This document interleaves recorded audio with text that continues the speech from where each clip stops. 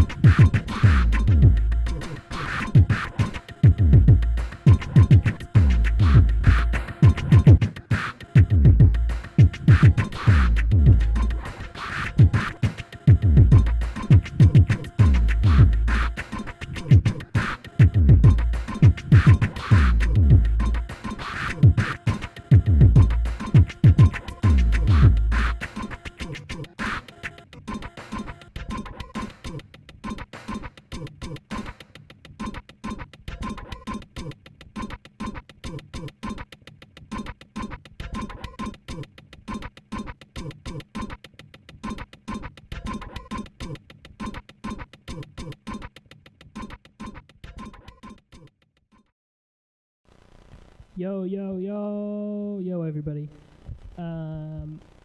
So, I built a little setup here for doing weird beatbox reshuffling stuff just for fun in Loopy Pro. And I just want to walk you through what it does and how it's all set up. So, we have two sections of loopers. That's kind of the core of the thing. So it's two sections of loopers, the blue section and the yellow section. And then the orange section here, which is kind of like the resampler shuffler bit. And then we have some utilities on the top. So we've got different EQ and reverb profiles for the input mic. So we've got clean, which has different EQ, which I probably should be using for talking. We have lead, which has a lot more reverb on it. And then bass, which really pushes up the bass for doing like, which probably is blowing out your ears. And then a reset button, which just clears all the loops if you hold it down. So the way I've been starting sets, and I think what's really the fun part, is this shuffler stuff, which is a built-in thing in Loopy Pro. I'm going to switch to clean. Hopefully that'll be better. Built-in thing in Loopy Pro is this beat shuffler thing that can be assigned to any loop. It can also be assigned to a one-shot. That's what this is. And I have some utilities. So I'll start with just recording some stuff into this. So, yep. So it's a bunch of weird sounds, but what you'll get now is yep. So that's all split up onto these pads now. I have this set up by default, the default setting actually, which is by transients. So we get kind of each individual sound. That's good for, let me clear it and actually do something more comprehensible. It's good for drum sounds, so I've been doing stuff like this. So just like some basic drum sounds, and then we get... And what's fun is I have this sliced up set to 16th notes, so you can...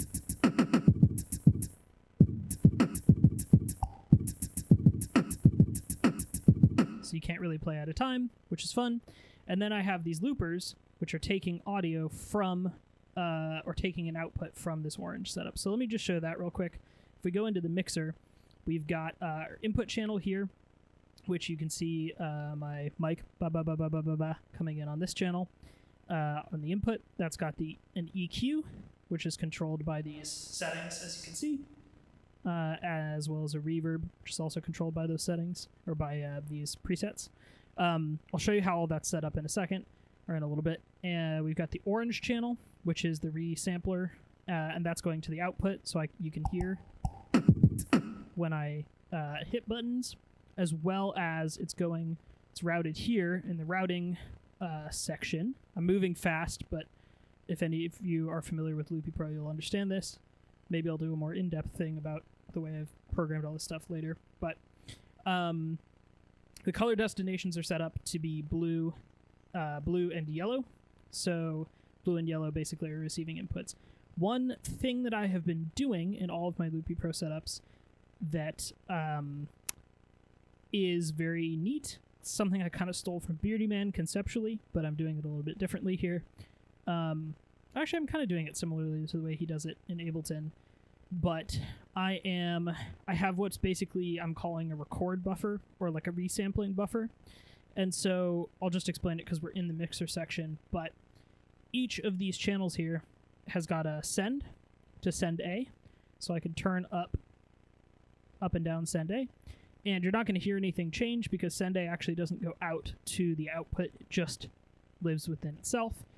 But send A goes back to the other channels. So send A goes back to orange.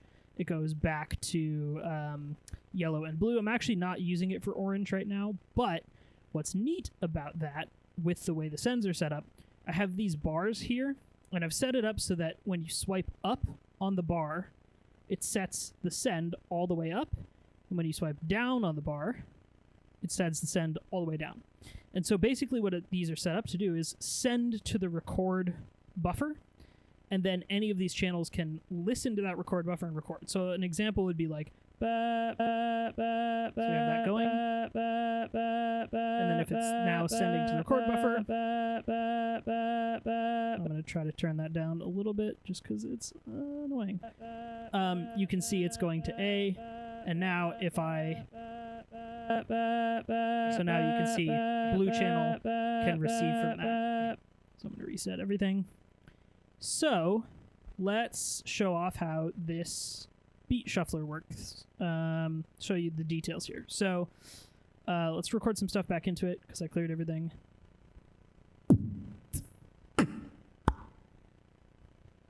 Basic stuff. I have some utilities set up here. So when you're going in and programming stuff, it looks like this. You've got all of these parameters you can assign to various actions. This nudge pitch is probably the most complicated thing that I have in here as far as programming, but there's a bunch of deeper things you can do. So what I'm basically doing with this, and I've found that this is actually a very good tool across building Loopy Pro setups, is having a widget or a bar. So I have here this crossfader, or not crossfader, but a fader that you can just drop in by hitting one of these fader buttons, and then you get a fader. I have that set up to control the pitch. So as I move it up and down, it pitches it up. And when I slide it down, it pitches it down. So that's super useful just on its own. But what I've found is a super useful paradigm is attaching a button and having some actions to controlling this slider. So you can have kind of a root control that controls some parameter, in this case pitch, and then you can have all these other controls that don't actually have to engage with pitch at all. So I could completely remap this from pitch to speed or volume, and all these things are just directed at this widget rather than directed at pitch itself. It's a little complex, but what I mean is when I go in here and say nudge pitch, this pitch change value, all that's corresponding to is just setting a value on this slider. So what I have set up is if I double tap the nudge pitch thing, it resets it to 0. So it just says set this slider to actually 0.5 right in the middle. If I slide left, then it's nudging it in increments of 0.1. And if I slide up or down, or I should say if I slide right, it's up in increments of 0.1. Up and down, I have set to increments of 0.5. So I can go...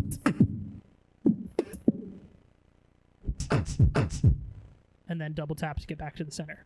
So that's basically my widget. I have some other little functions here. One that I didn't really use much, but copy to resampler I've started using in some of my other setups as well. The way this is set up is copy to resampler basically clears this clip. So it just clears... let's not go through that whole menu. It clears this clip here, and then it set up with this merge move action. And so what that basically does is it'll say the next clip I tap, move that to, and then the target is a specific clip, which is set to here.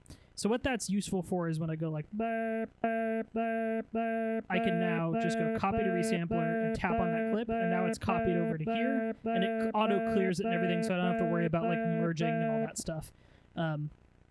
It's not going to do much here because it's just one short clip. So then the other pieces that I have here set up, I've got some effects. So again, let's record some stuff back in. So let's record this beat.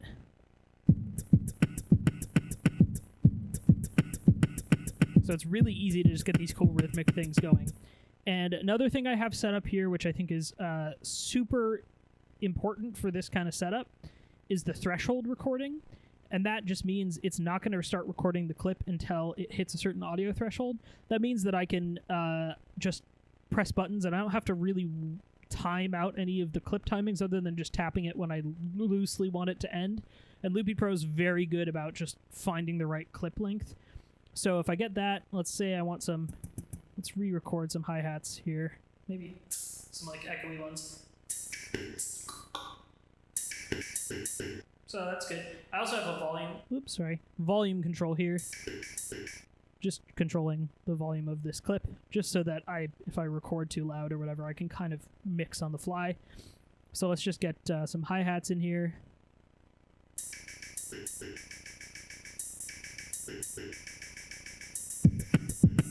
And the nice thing again about the quantized stuff is that the timing is all clean, so you don't have to worry about it.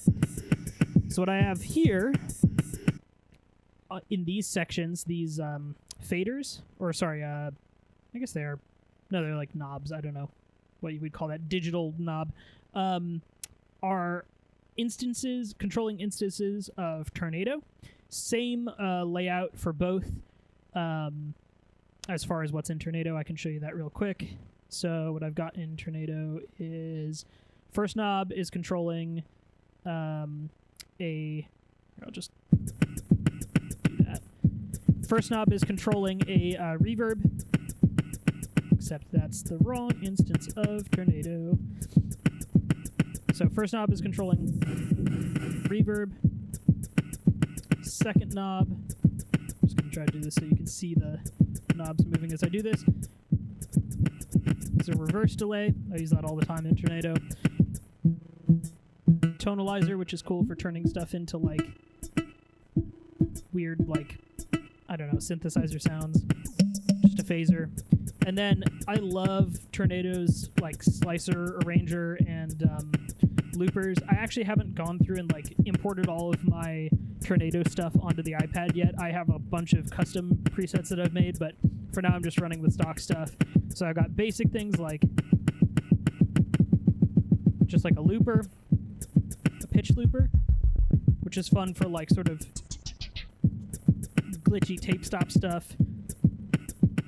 Maybe just the best default effect ever. Slice arranger. Just gives you different patterns. You can get really cool like drum patterns out of it. And it allows you also, it won't take in new audio unless you set it to. So you can kind of like sample and hold a little chunk and jump it around for a little while and then bring in a bunch of loops behind it and then turn all the effects off and you get a nice little like, oh, we're back in the mix. And then Bass Gun, which is another one of my favorites. It's another slice arranger preset. Just nice like rhythmic glitchy stuff. And then, let's close Tornado here, thank you. I have some little functions here as well, some little micro functions I like building into each of the widgets. Let's say I don't want this effect on. I've set it up so double tapping a knob will set the knob to 0. And again, that is set up in the same way. Let's turn those off so I can show you. Set up in the same way, double tap, set dial 17 to value change. Pretty simple, it just, yeah, targets the knob targets itself and turns itself off when you hit it. And then the last little piece of functionality, and then we can call it good, is these, which are, I didn't use much in the little performance I did before, but they are basically multifunctional buttons / faders. I like doing this as well, where because you can have a tap or a release behavior on a slider, you can kind of treat a slider like a button, which is very cool. So I have all these things that happen on double tap. One thing that I would love to request is if Michael, you could add, Michael's the guy who made Loopy, bulk editing of things, because when you have to reset all these parameters, you have to hand input all this stuff, or at least copy and paste, being able to do that in here. Maybe I don't know how, maybe I'm dumb, but doing this, especially when there's a lot of it, gets pretty tedious, and making sure it's all programmed correctly. But anyway, the behavior here I have set up is we've got our effects, and the slider controls the dry wet of Tornado, and then double tapping just sets all of the knobs to 0. So it's just like clearing the effects, which is really nice for performative stuff. And so you can get, you know,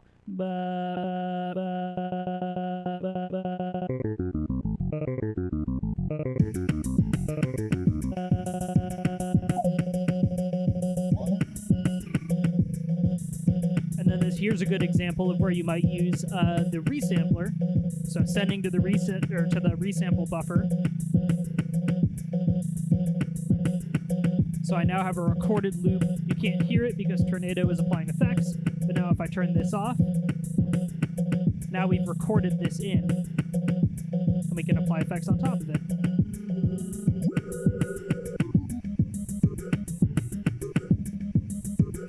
And because Tornado runs in sync with everything, everything is in sync, we're great.